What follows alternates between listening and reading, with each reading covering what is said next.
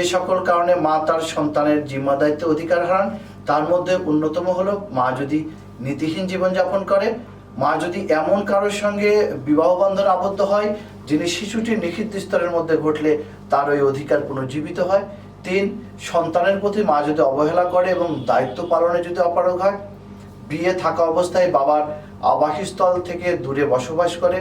যদি সে ইসলাম ছাড়া অন্য কোনো ধর্ম গ্রহণ করে, যদি সন্তানের পিতাকে তার জিম্মায় থাকা অবস্থায় পিতাকে দেখতে না দেয়, যদি কোনো নাবালকের স্বাভাবিক অভিভাবক থেকে থাকে তবে আদালতের মাধ্যমে অভিভাবক নিয়োগেরও কোনো প্রয়োজন নেই। আর স্বাভাবিক অভিভাবক দায়িত্ব পালনে ব্যর্থ হলে বা স্বাভাবিক অভিভাবকের মৃত্যু হলে অভিভাবকত্বের অধিকার নিয়ে কিন্তু মা বাবা, দাদা বা দাদি, নানি নানানির মধ্যে নানান রকমের মতবিরোধ সৃষ্টি হলে ওই সন্তানের অভিভাবকত্ব দাবি করে একাধিক আবেদনপত্র জমা হলে আদালত কিন্তু তখন সমগ্র অবস্থা পর্যবেক্ষণ শেষে নাবালকের কল্যাণের জন্য উপযুক্ত